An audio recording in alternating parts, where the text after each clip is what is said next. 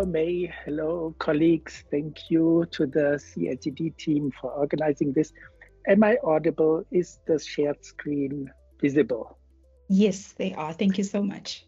All right, but just to make sure. So today we are really honored to share shortly the activities of the BITS Reading and Writing Center.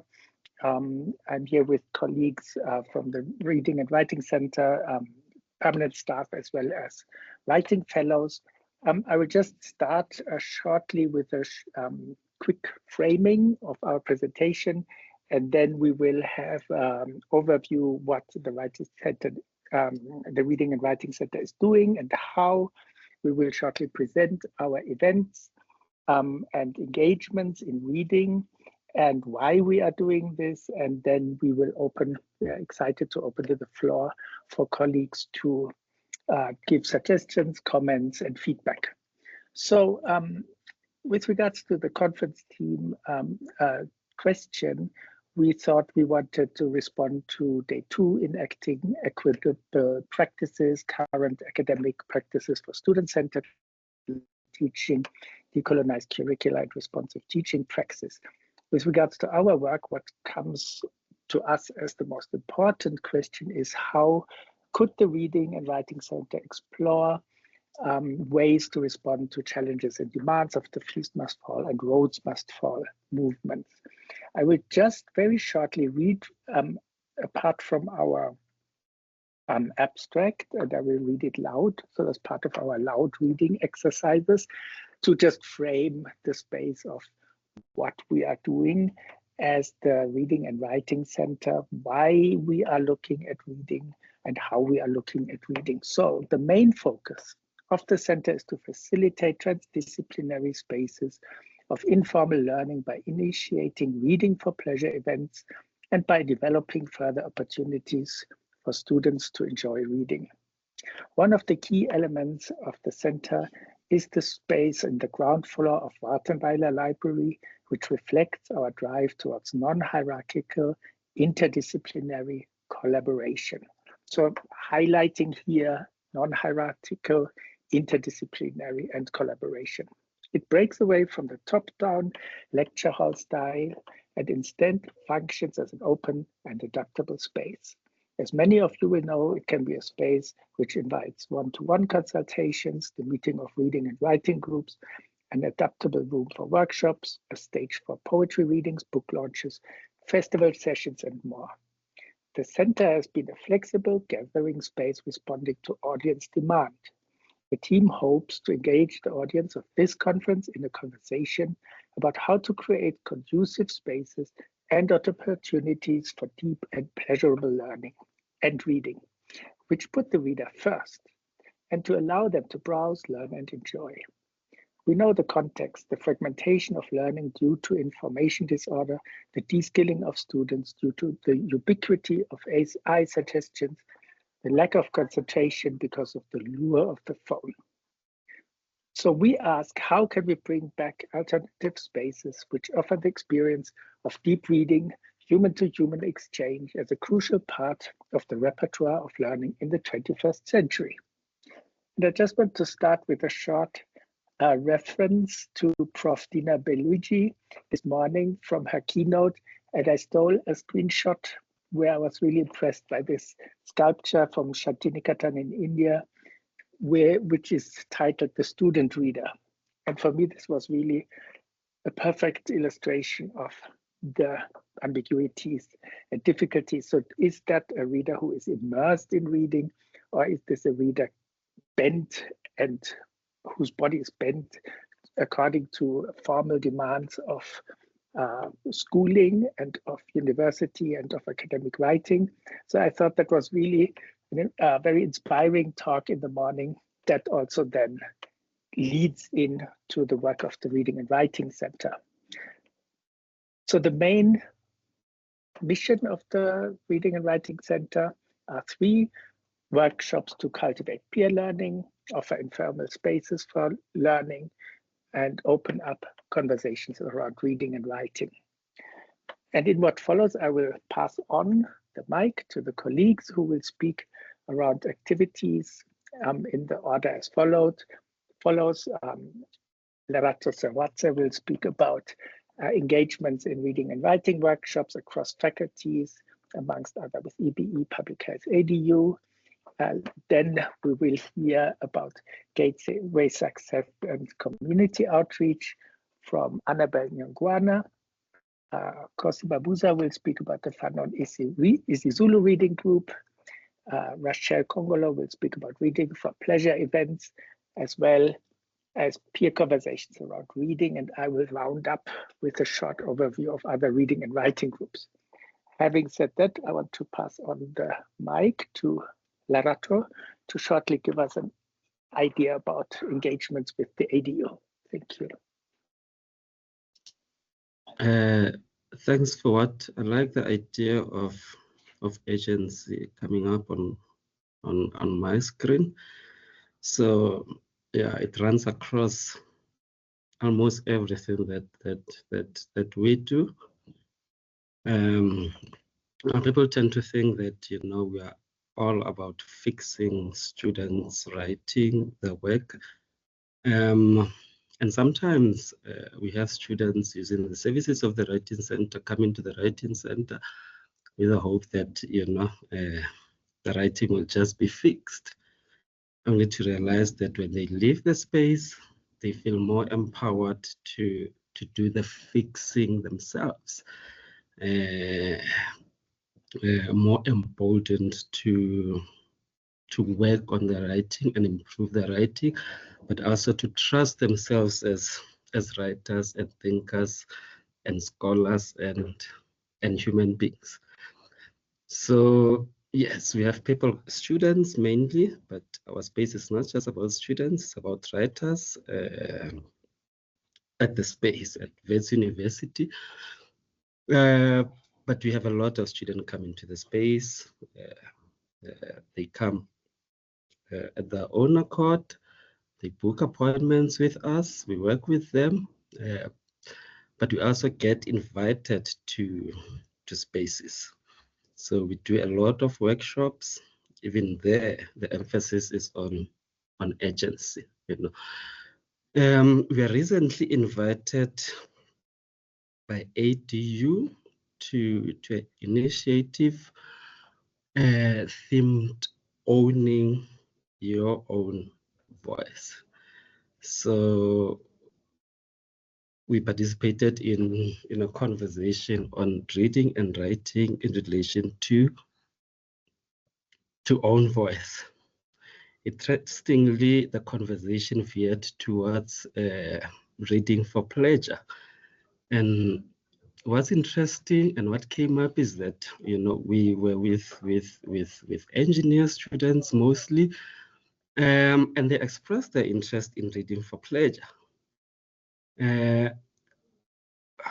But what also came up was that we want to do it, but we don't find the time to do it. Most of the reading that we do, it's geared towards assignment. So we're focusing on assignment. We don't, as much as we believe in reading for pleasure, as much as we want to read for pleasure, as much as we believe that, you know, reading for pleasure is good for us, we don't find the time to do it.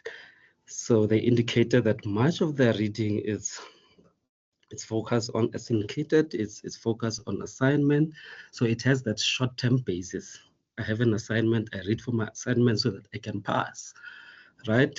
And yeah, so I identified a kind of environment, you know, an academic environment that seems to foster instrumental logic, you know. So the kind of reading that we do is just meant to help us solve immediate problem. I have an assignment, I want to pass, therefore I read in order to pass. And there was a realization in the room that, you know, for our own growth and development as engineers, but also as human beings, you know, we realize that we need to read widely, but we also need to read for pleasure.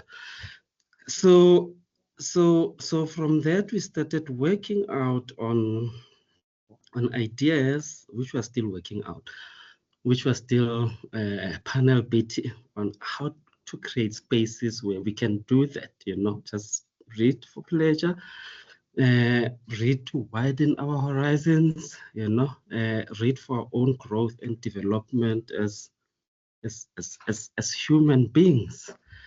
So yeah, it's an ongoing conversations with ADU at the moment, and the events, projects currently planned and underway to that end. Thank you. Thank you so much, Lerato. And I'm also very excited to hear about the Speak Up workshops at ADU, which is actually also the topic of the upcoming writing festival, unmuting conversation, so the voicing, and that students also exercise and practice owning their voices. All right, I'm now happy to pass on the mic to Annabel to speak about the Great Way to Success and the Jersey Book Fair. Thank you.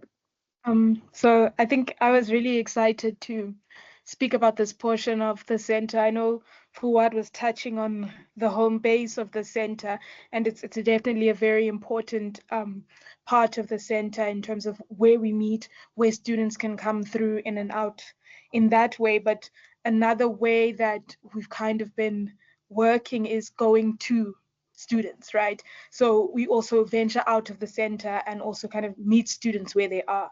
Earlier this year, we were able to be invited to the Gateway to Success program, in which we essentially spoke to some very, very scared first years about the resource that we provide here at the center, and also kind of becoming part of that, these kind of bodies around the university that come in and assist students with this very, very difficult transition between high school and uni, right? So it's not only about struggling to find friends and all of that, it's also the writing element. And so that's essentially what we were able to kind of bring forth to the students on that day, letting them know that we are here to support you, and that firstly, the writing styles are different, but you don't have to be alone in that. And I think that's really a lot of the core that we're trying to push, in that reading doesn't have to be solitary. Writing doesn't have to be solitary. You can work with other people, you can collaborate and come together and help kind of also make it a little bit less daunting by collaborating with other people.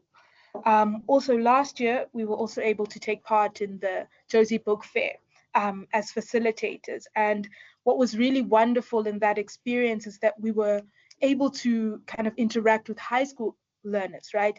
And so I know we're talking about fees must fall, and a lot of the time the accessibility is limited for a lot of people. But I think in our moving out, moving towards the students, meeting them where they are, we were able to kind of share a lot of the skills that we'd been learning throughout our experience in the center, and also just sharing kind of the beauty of zine making. And zine making particularly was just wonderful to do with them, because it's very it's multimodal, right? So it doesn't just involve writing. If writing isn't your strength, you don't have to necessarily write. We could draw, and they drew, and were able to come up with an expression of themselves on that day. And a lot of the students remarked that they really, really enjoyed it and were able to reflect in a really, really meaningful way. So we do have that kind of community outreach element that I think is really, really important and really unique about the center and what it provides. So yeah, I think those are some really key things that we did last year as well as this year to meet students where they are and increase that accessibility that often sometimes the university doesn't always provide. So we're definitely kind of ready to kind of continue showing that this year and reaching out in a more kind of important and clearer way. I don't know if Rachel wants to add. She was also part of that Jersey Book Fair as well, to add about the experience. I think I would just mostly echo what you were saying about being able to take what we learn from like our own institution and take it to them, to also not just speak in terms of these are our experiences, but to then say these are the opportunities that you might also have in the future, and to just like allow the learners the opportunity to be creative, but not within like just structured places, and to show them that creativity doesn't have to stay within like a certain room, and that creativity doesn't just constitute certain things as well. For me, that was really just what I really took home with me from that day. Yeah, Fouad, I don't know Alright. if you want to add as well. You also there for that place and the event as well. Yeah, I think it was really quite exciting to see young students when they get the permission to use the space to an expression of their choice, specifically when it comes to first languages, which was one of the central demands also of the Peace Must Fall, Rose Must Fall movement, to allow for translanguaging and for experiences in the first languages, which is also what our colleague Cosimas Buza will speak about next, about the Fanon isiZulu reading group. The reading Fanon in isiZulu reading group began last year, September, like literally 1 year ago. Nobantu, who is the person who founded the group, was approached to help organize and find like-minded young people to join the group. She sought to find members who enjoyed reading and writing for the sake of reading and writing. She also emphasized that the reading group had to have diversity and a variety of scholars from different disciplines in order to develop rigorous discourse. She also emphasized that everyone was an expert in their own lived experience, and therefore prior knowledge of Fanon was not necessary.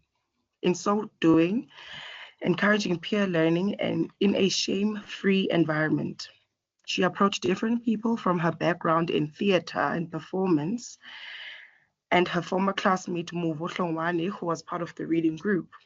Mudiwa was teaching isiZulu at an all-boy private high school and was eager to join. He stated that he knew Nobantu liked to engage with things that are highly intellectual and had been itching for a discourse on Blackness, especially since he was the only Black queer Zulu teacher in the all-white school. He warned Nobantu that his engagement may be limited to translating or retranslating the isiZulu text to the group. We also had Tembinkosi, who joined from philosophy, and myself, Cosima Buza, who comes from public health, as well as Princess Kunene, who comes from social sciences and law. And lastly, we had Hoitzi, who joined from the demography department. The dedication from each member was commendable because we would meet every Friday for 6 weeks, and for 2 hours from around 1 p.m. to around 3 p.m. we would read out loud and discuss points of the text. Muva was a constant motivator and encouraged us to read or just read. He was there not to mark us, but to engage with the subject at hand, at being Black and colonized even after the democratic turn. We relaxed into the text, our bodies relaxed, our tongues relaxed, and our ears relaxed. And from there on, we could meditate on the paradox of being in a university that was over 100 years old, and how Frantz Fanon states that enlightenment of Black people will not be embraced by the university. It cannot be, because enlightenment of Black people means completely disregarding every single thing that the colonizer in. So this is an excerpt, the last part, which Nobantu shared with us to share today. I would like to also share my personal thoughts from the experience. So why did I agree when I was approached to join the group? My expectation, or rather my curiosity, was to see whether the meaning and message of Fanon's The Wretched of the Earth would still hold when read in isiZulu. As a first language speaker, I wanted to know how that experience would impact me, how it might shift my worldview, and whether engaging with Fanon's arguments in isiZulu would make me think differently than when I encountered them in English. The experience was challenging. Although I studied isiZulu in high school, I have not read extensively in the language for a long time. That gap became clear. I struggled to read with fluency, and understanding did not come at first glance. My reading was slow, and some of the words, what you might call big words in English, were very difficult to understand. At times, we even debated in the group about what certain words truly meant in context. One of the most enriching parts of the process was learning from the author. She shared how she made particular choices about words and the intention, care, and critical thought behind them. Gaining insight into her process made the book feel even more special. It resonated with Fanon's call for a new tabula rasa, a first starting point. Reading the text in isiZulu itself became an exercise in what Fanon argued for: reclaiming, rerouting, and beginning anew.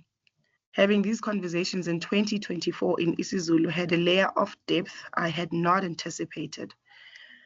Being part of the reading group was refreshing. It pushed me to think critically from different perspectives, including themes like tribalism, which Fanon does not explicitly address, yet the book's broad and rigorous concepts gave us space to explore these subtopics. This, I realized, is part of the book's brilliance. It is a classic because it remains relevant across times and contexts.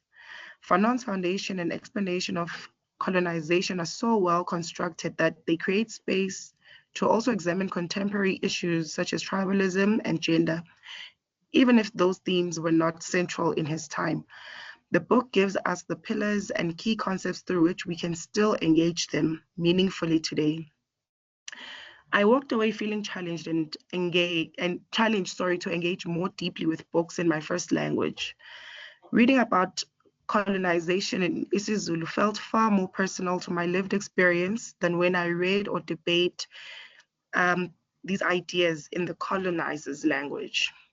English in some way creates a distance.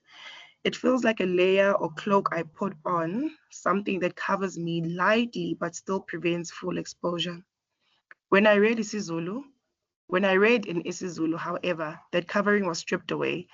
There was a kind of nakedness I had to face as a Zulu-speaking person engaging with the history and experience of colonization in my own language.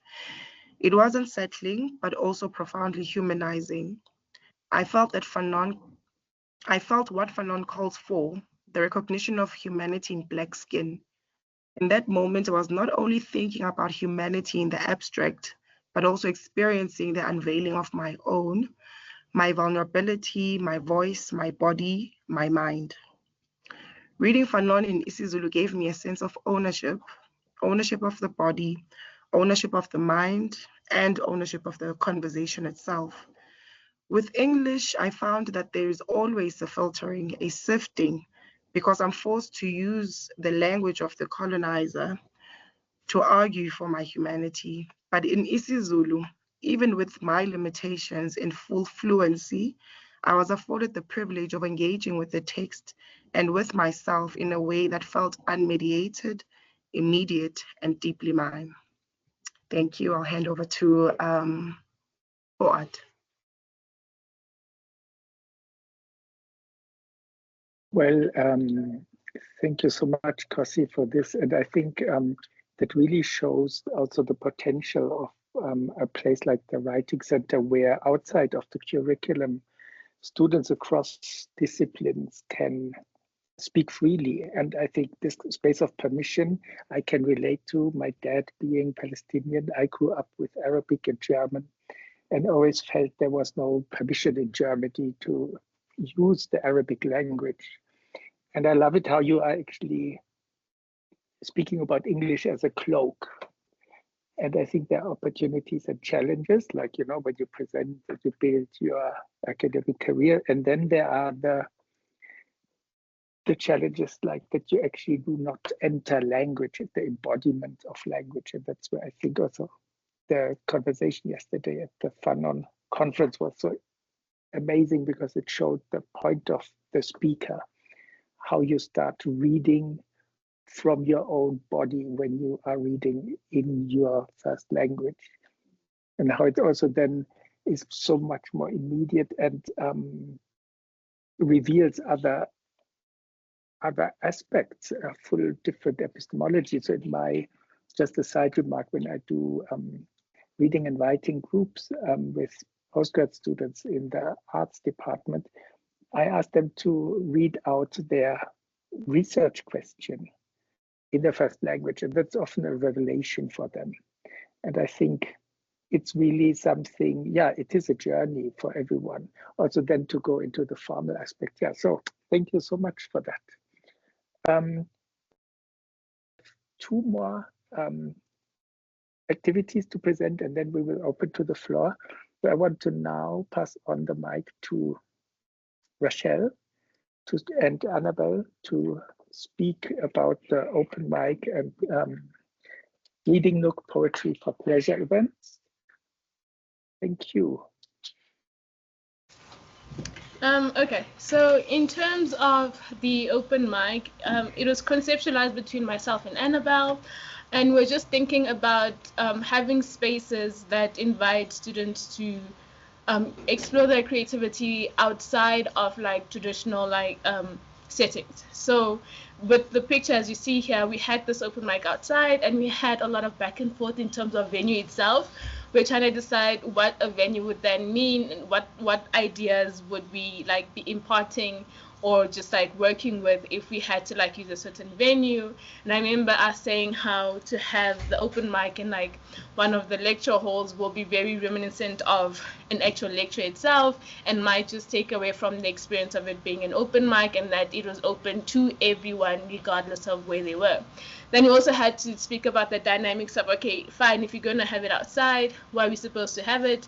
How do we then draw people without just it being a matter of the posters? How do we rely on other ways of engaging with like students so that we can have a really productive and like a cohesive sort of like event?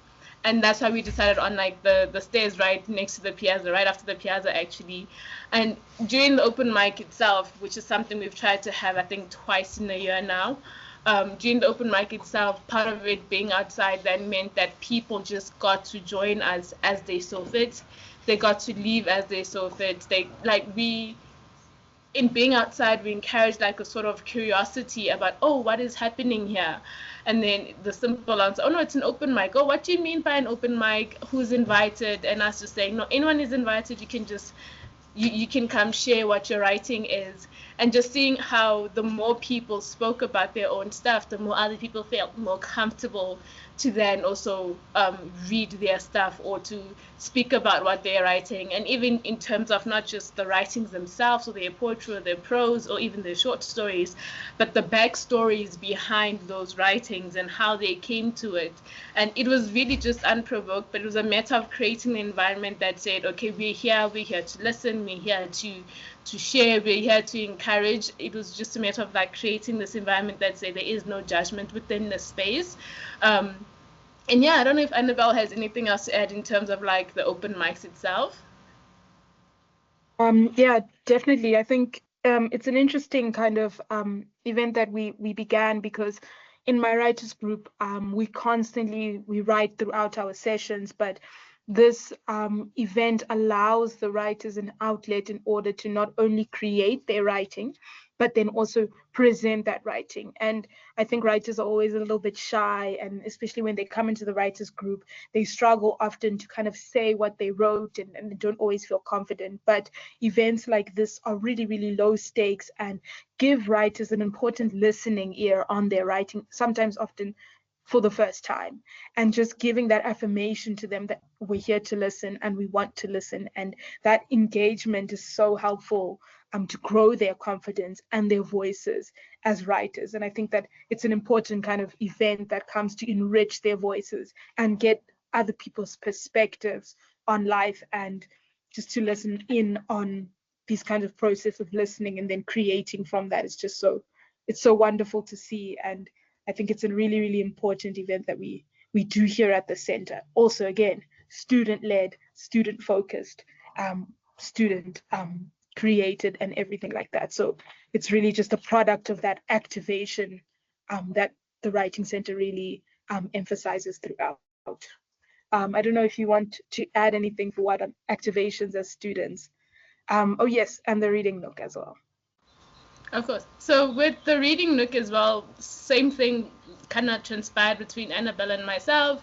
We're trying to, it was when, as a center, as like colleagues, we're trying to conceptualize how we can change the perceptions that people have about reading and also about like the center itself. And we're thinking, well, reading is becoming more of like a dying art at this point, and people are constantly like ChatGPTing stuff, summaries and all that stuff.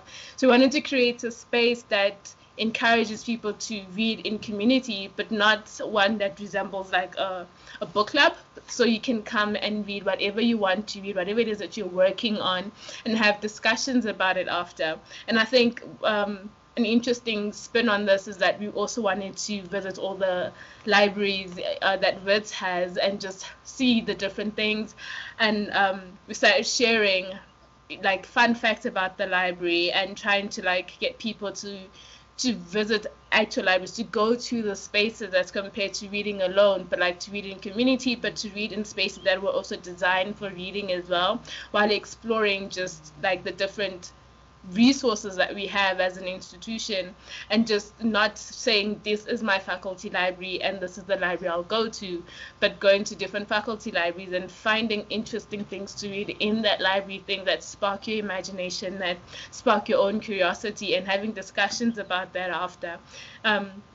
It has been very like important for us to collaborate with like the actual libraries themselves, to tell them, okay, we'll be coming, this is what we want to do, and just being able to be given the space that, oh no, that's fine, you guys can come, if you guys need a space for discussions as well, because it's not just about the reading itself, it's also about like discussing what we're reading, because everybody's reading different things and everybody has like different ideas and interests, and to have this conversation and hear people respond to what ideas were sparked during your own reading session, that has been amazing to watch and to experience and to even just be part of.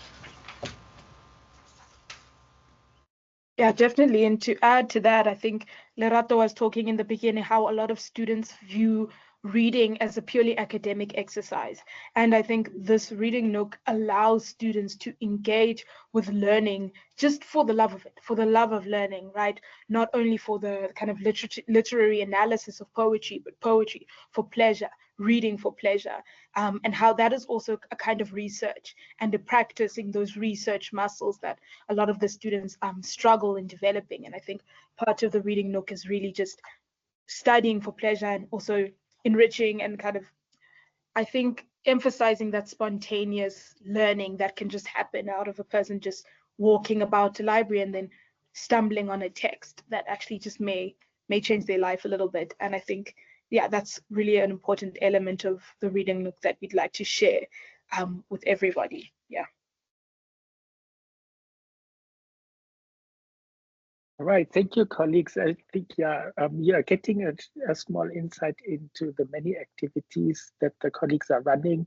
I think highlighting really also that it is student run. So for example, a group of students approached the center to say, hey, we want to run a fiction reading book club on Fridays from 12 to 1. And yeah, they just booked the space, and they were meeting here. They are meeting here regularly, and to read fiction. Another writing fellow colleague who unfortunately can't be here, Gabrielle Mudiwa, who's also at the creative writing department, currently doing an MA, runs another initiative on her own steam, which is the Nerds Club, where they read actually texts by specialists in different departments, where they will go through these texts together in loud reading and using text explosion to basically explore this text in depth. So also formal reading, but also to find pleasure in the kind of academic reading. I give a very short rundown of a few other initiatives, not to take too much time. And I'll also give the link to Iwazi later. So we also have poetry for pleasure events, and in collaboration with the creative writing department, coming up on the 17th is already one facilitated by Robert Barrett, editor, publisher of Deep South books. And before we were approached by the math department for poetry workshops, which were run in 2023. And that was really exciting as co-facilitator to see math students actually imagining mathematical problems through poetry, and the output was amazing. We hope that we will continue. And the Reading and Writing Center has also been collaborating with the Time of the Writer. Perhaps some of you know that festival, where writing workshops or panels were held. Most of them are also online. Me, myself, I've been doing reading and writing groups with staff and students, for example, at the Transport Art Gallery or at the Bag Factory, and the long-running reading group that is part of my PhD research. I was also very happy to co-publish with them an online paper, The Love of Writing, or Writing as Lover. So let me close by saying there's lots of events coming up. Everyone is invited. We publish them on Ulwazi, which is our website that can be also shared, I think, through the organizers for students to self-enroll. There's also the link. But I think for now, if colleagues have nothing else to add, I would like to open to the floor with looking forward to hearing your comments, suggestions, questions, and yeah, possibly engagements. Thank you for your attention.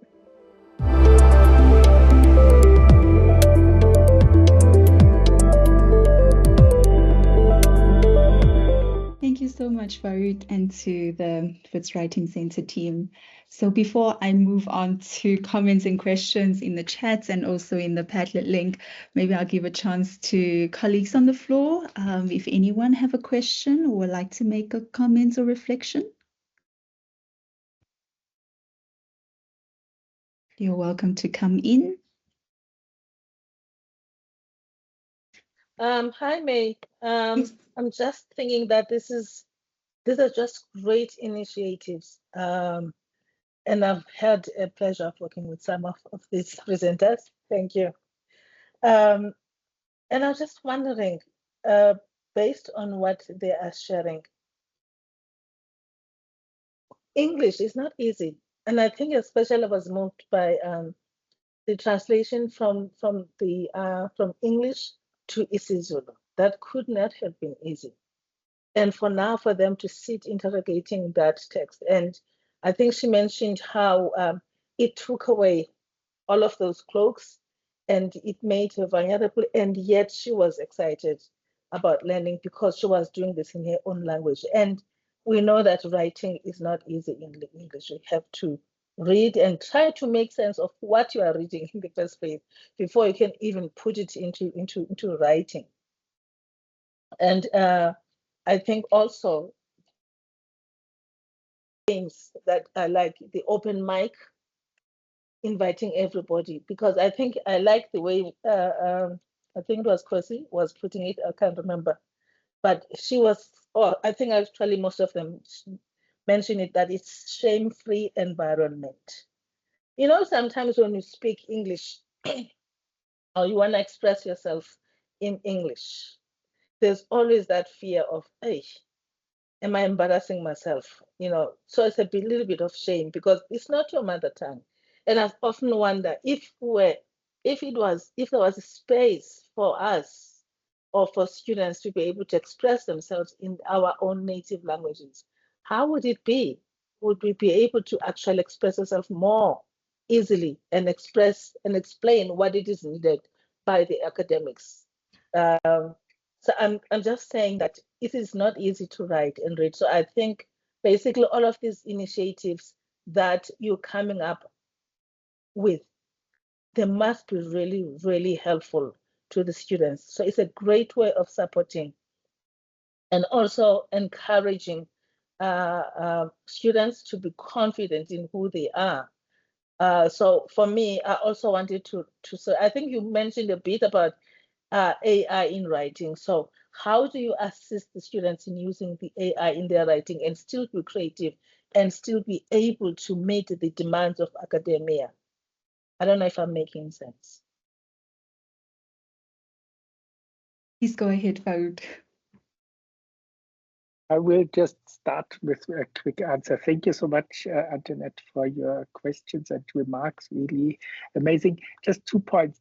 One thing that I usually do in reading and writing groups, because I'm not as a African language speaker, I invite students to do exploratory talk, which is basically using first languages to explore the meaning of a text we are reading and to really speak and engage. And in the beginning, it's always awkward because they think I need to understand. And I always say, no, I don't need to understand at all. And I also started then learning in a presentation yesterday by Nobantu and Kosi that even inter-African language, there are sometimes different kind of thresholds of understanding. And to make those vulnerabilities and difficult spaces accessible is, I think, really a difficult task. It requires lots of trust, but these spaces, when they exist, I think they can really work. Students can then move on into presentational talk and then basically reflect with the group what they were discussing. So I think these kind of moments really help. I don't know if, Kosi, you want to add something to the question by the audience?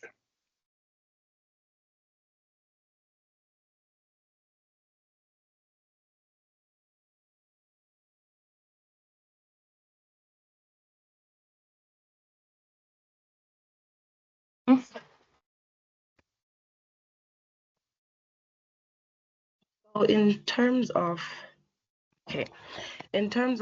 having to, approach an academic text or maybe a more scholarly text in isiZulu, it was refreshing. It was challenging. It was very different for all of us in the group.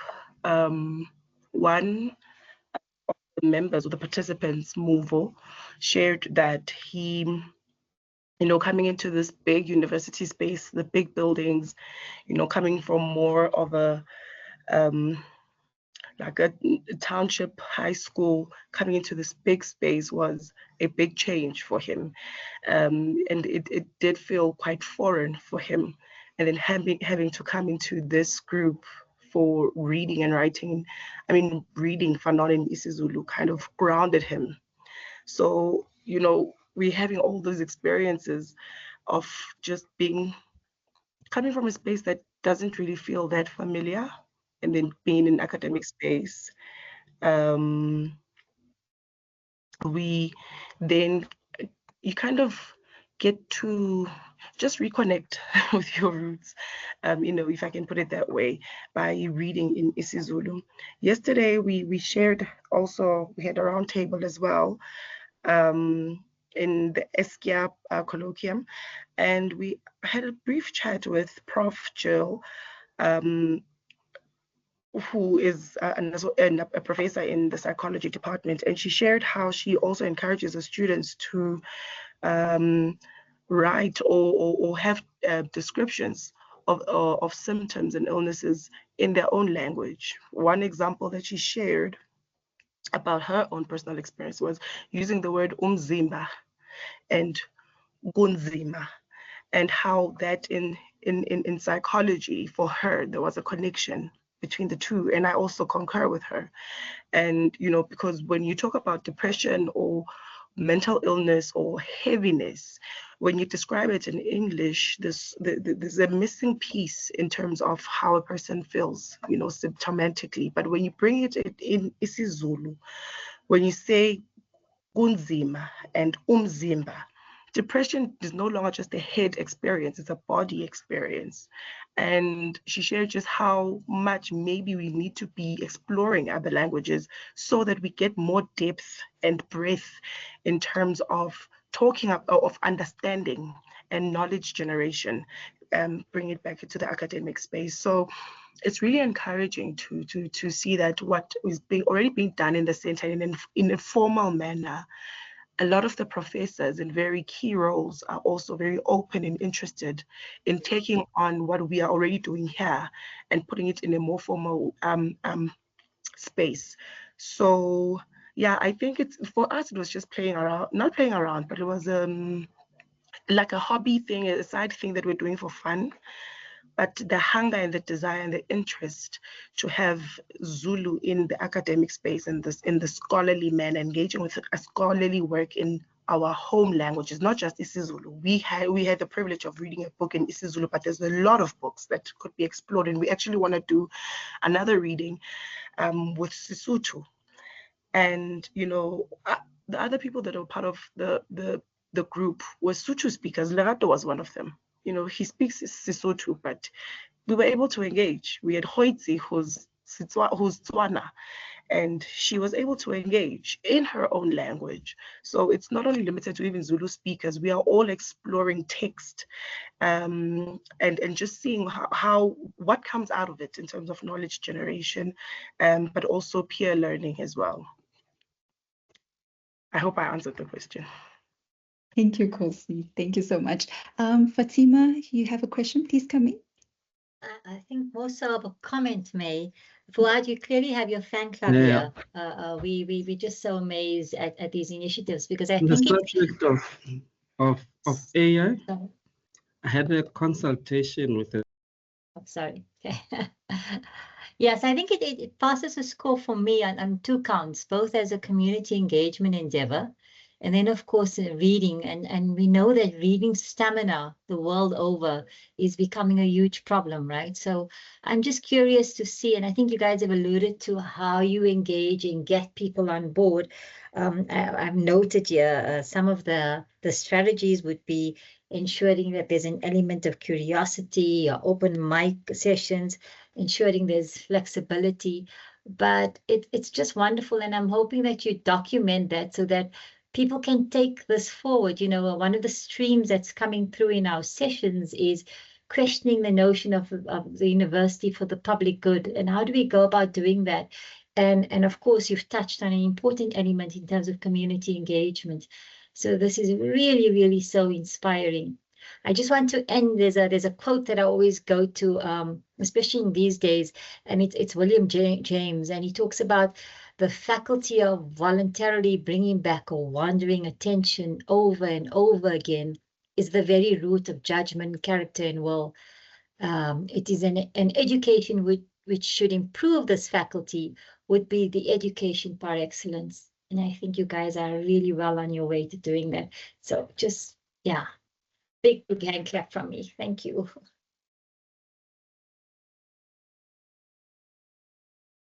I think Lerato was about to answer my question about AI. May? I think so. Lerato, do you want to come in? Yes, just to speak to your question.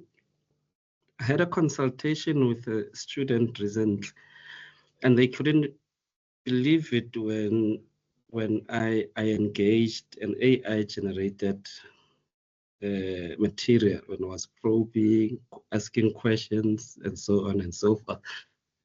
And then I realized how, you know, as much as we say, you know, AI is a part of us now, how we approach it is important. From my interactions with the student, I just saw a very passive approach to AI. So yeah, what you do at the Writing Center is to encourage agency on the part of readers and writers, on the part of students. Even when you use that AI, you know, you can't just use it passively. You know, if it's going to be used, then it must be used actively. And one of the ways of engaging the active use of AI is to talk to students about the content they present, right? Even when you use AI, you should be able to speak about that content. You know, if you don't understand what you're presenting to us, if you can't speak to it, then I think we have a problem.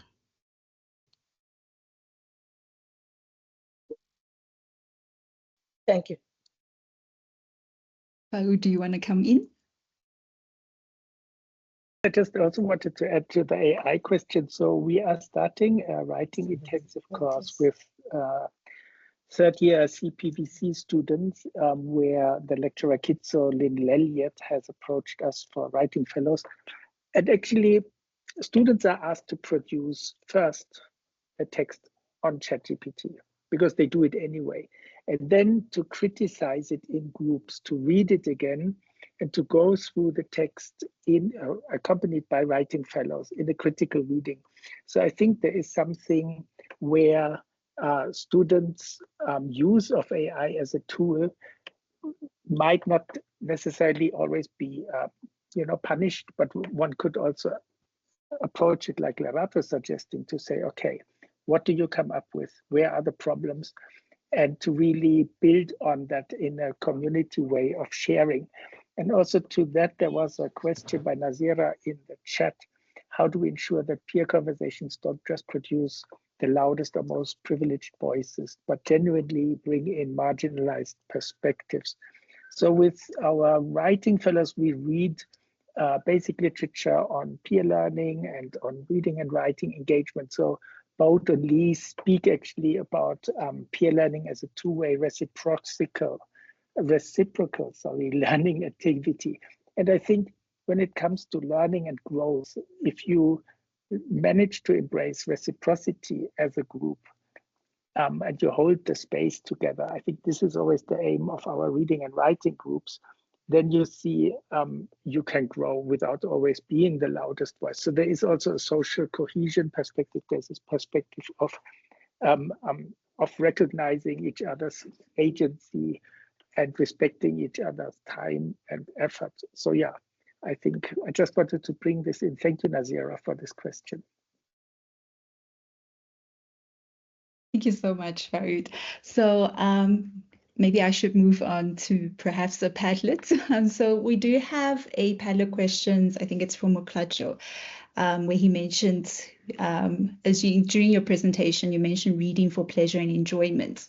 So how does the Writing Center encourage students plus academic staff to embark on this journey of reading, and how successful had that approach been, considering that students and staff mostly come from a background where reading has been linked to a task assessment, as Lerato have emphasized as well, which still applies within universities. So PS postscript, Kgaogelo, do you like the concept of reading for pleasure, though there are time constraints as well? So definitely one of the ways that we did it is through the Reading Nook initiative, right?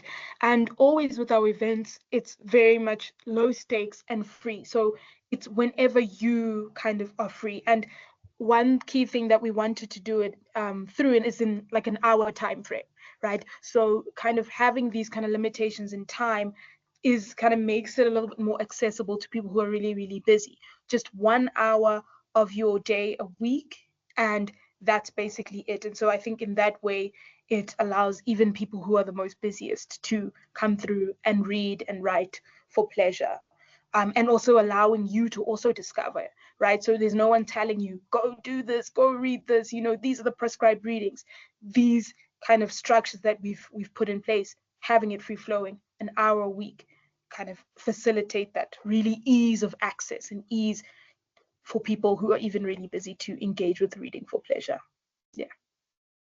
Absolutely, thank you. And I think maybe if I could move on to another comments from the Padlets.